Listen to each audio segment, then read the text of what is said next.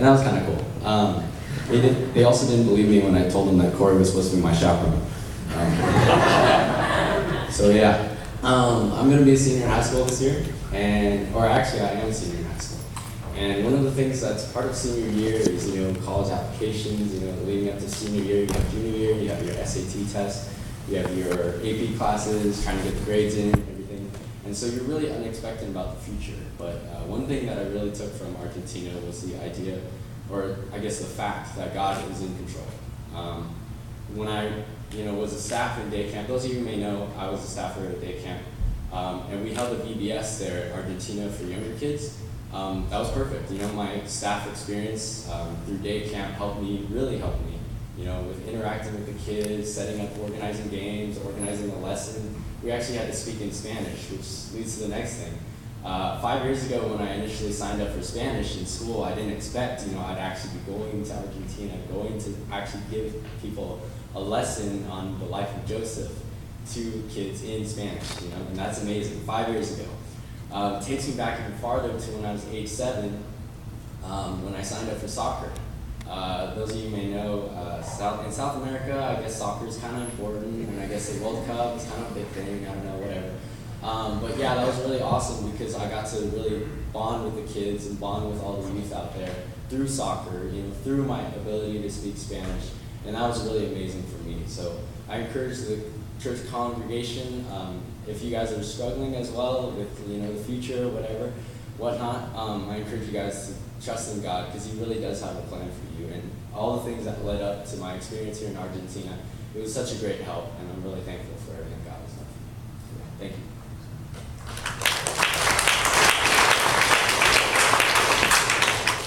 Thanks, Ryan. So speaking of trusting in God, that's one thing that I really came away with from this trip as well. I actually got sick in Argentina, and I was out for about 4 days. And during this time, I had time to meditate on God's word, evaluate my heart while I was there in Argentina. And by His grace, He did give me opportunities to share the gospel and to spend time with the kids that were there and the people that were there, despite being out for 4 days. I had such a busy schedule this summer, so even right now, after everything is over, I'm still learning, or I'm still seeing what I learned from the trip, and I'm still seeing how God uses in this trip. And after the trip, I was kind of questioning, did we plant the seeds? Did we do a good job? And there was a little worry in my heart. But I like how Ryan mentioned trusting God, because now, as Uncle Ernest is telling us how they're continuing the VBS over there for the kids, just hearing how our ministry was a blessing to them, I am seeing that I do need to trust in God, and I need to trust that He is the one that works in their hearts, and we are His mere instruments. So yeah, that's one thing that I walked away with from Argentina.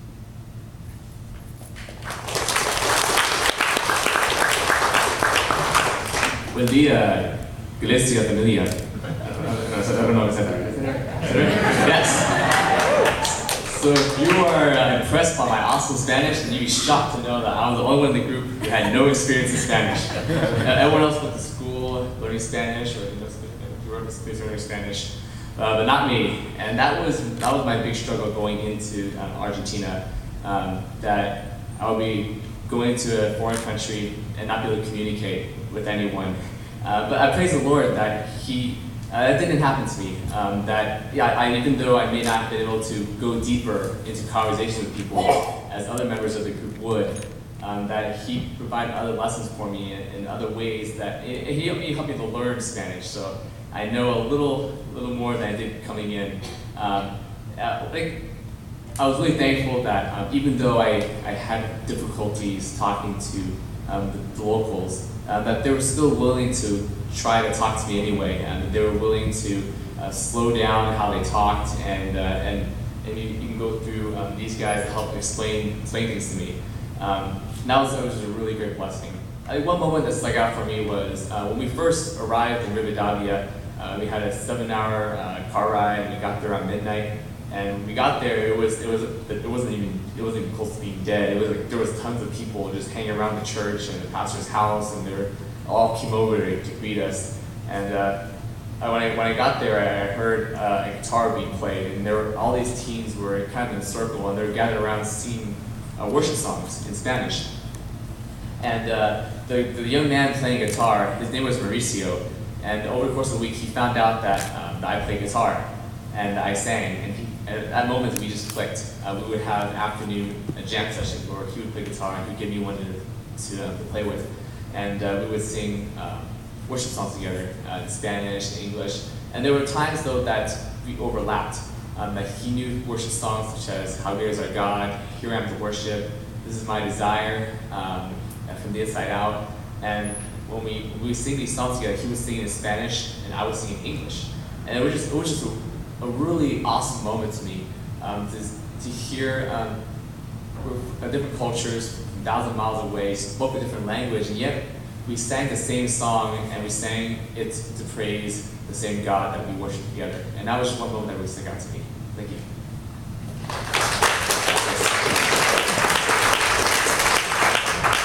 Buen dia. That was a phrase that we all learned because it's how everybody greeted themselves in the morning. And so we want to say to you, good morning in Argentina. Well, our trip, as you can see from above, originated here in SFO. We flew to Dallas, and then from Dallas, we flew to Buenos Aires. And that was an overnight flight, arriving in Buenos Aires at 8 a.m. in the morning on Friday.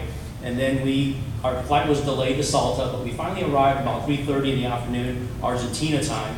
And then as the guys mentioned, we had a 7-hour ride by car to Rivadavia.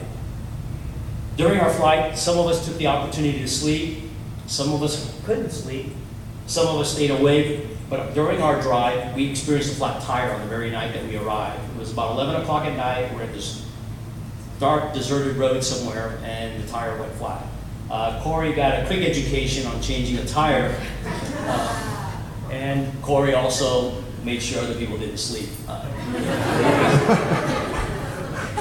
Corey was always drinking his mate too, so we enjoyed our trip. A little bit about the town that we were at, Rivadavia. It's a city in the eastern Salta province, very northeast.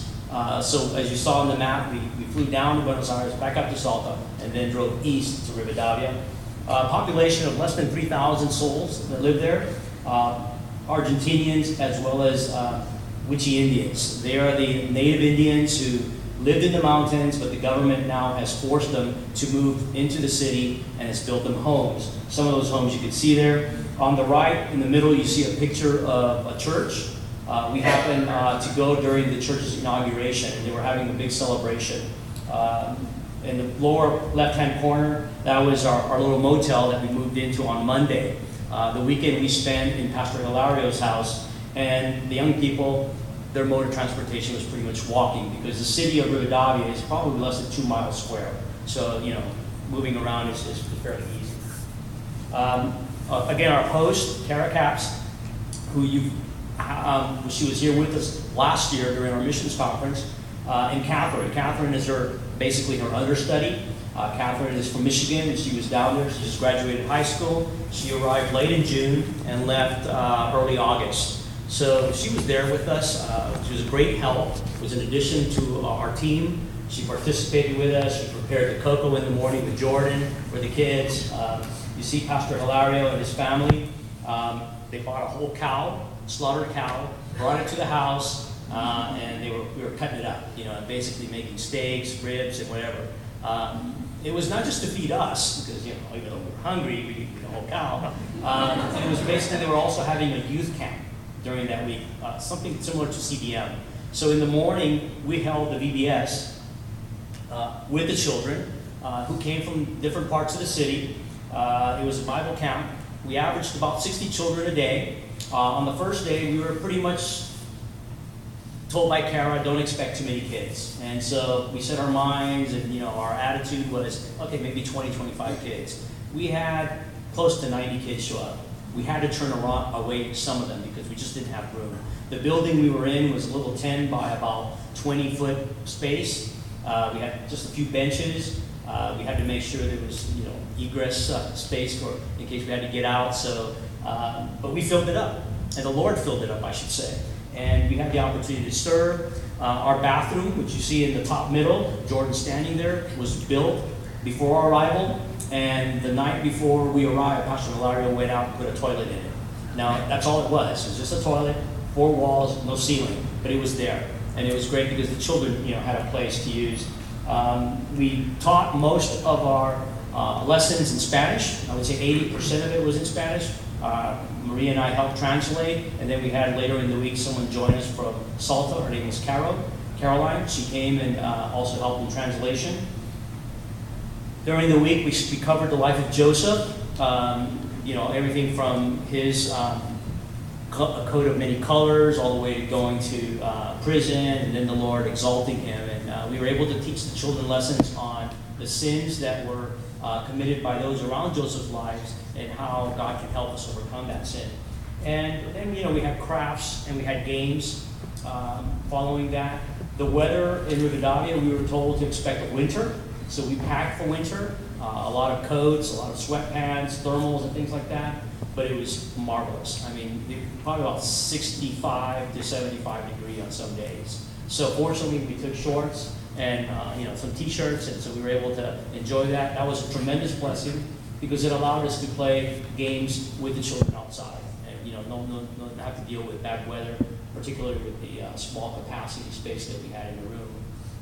We had to make some adjustments because we had planned on doing crafts together with everybody and then games, but because we had such a large group, we decided to do the crafts with the older children, take the younger ones out for games, and then switch them around. And I just got to commend the group. We prepared about 6 weeks in advance. We were meeting here every week, going over our lesson plan. So even though Corey went down ill, everybody stepped up, and we had it just flowed good. I mean, there were a few hiccups here and there, but we did a good job with the Lord's help in ministry.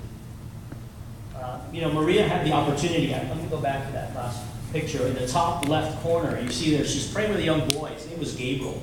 She asked him if he was sick, and he said no. And he said, I'm going to help. Just pull it straight out. I'm going to help. And so Maria began to present the gospel with him and told him about Christ, and that Christ offers salvation and the opportunity to go to heaven. She had the opportunity to pray with him. He accepted the Lord right there. We're praying that someone will continue to follow up with him. But that was the opportunity that everybody took. Brianna made a craft using rubber bands with the wordless gospel, the different colors, explained it to the children, etc. So God allowed us to present the gospel. The afternoons, after we were done with Bible camp, by about 1 o'clock, was spent in the church with the youth camp. And the young people here, young adults, they blended well. They met different people, had opportunities to build relationships that to this day we're still staying in contact with, and our prayer is to continue to do that. Our goal and our desire is that we would be able to go back to train these young people to run a BBS annually for the children. They're there to give themselves a CBM camp like what we have here, but there is a great need for a children's ministry. So if the Lord wills and the Lord provides, we will return and begin to train individuals down there to continue the VBS. When we left, we were a bit disappointed, but also a little bit heart ached because we wondered what's going to happen now. We came here for a week. What's going to happen next? And many of us thought that nothing. That these kids that came for a week, they're going to forget about the Lord. There's going to be no follow-up. Yesterday, we received news from Sister Lilian, who is the wife of Pastor Hilario, that they're starting in the very same little building that we did. They use it as a missions to have prayer meetings and Bible study. But on Friday nights at 4 o'clock local time, they're holding a children's hour of worship, an hour of teaching the Word of God. So, who you send here from FBC, we went to go plant the seed. Now Pastor Hilario and Lillian are watering. And pray that the Lord will give the increase, and so that the children aren't left just with an experience of seeing some Americanos come down and do a VBS and then leave, but that the work of God will continue. Finally, we want to thank you all for giving us the privilege and the opportunity to go as your representatives. We shared during Sunday school and also at other times The people in Rivadavia were amazed that our church, you folks, would support us with thousands of dollars to travel down to a little unknown, hole-in-the-wall little city in northeastern Argentina. They said, wow, you Americans would come here. I mean, you can go to any city, but you chose to come here to bring the gospel. So on behalf of the church, behalf of all the people who allowed us to minister, we want to thank you for giving us that opportunity. You heard in the prayer request about Kara. I want to give you a little bit of an update. She texted us earlier this morning and told us she's seeing a new doctor because her prosthesis that she has slipped out of place. And there's concern now that she's going to need a hip replacement. So she's seeing a new doctor. He's told her to stay calm, sit down, and relax. Well, many of you know Kara, and you know Kara doesn't believe in sitting down. In fact, her response in our text message was, "What? Not on the agenda." So that's Kara. She got to keep moving on. Last Saturday, she took a drive with some of the puppets that we left behind, and took a drive to do a children's puppet show. So she is always moving within towns. And like I said, little towns are maybe 2 hours apart from each other, so it's not like you can, take a 15-minute drive. It's an arduous drive and a long drive. So keep her in your prayers that God would provide and that God would use us to support her and to be able to minister. God bless you all. Thank you very much.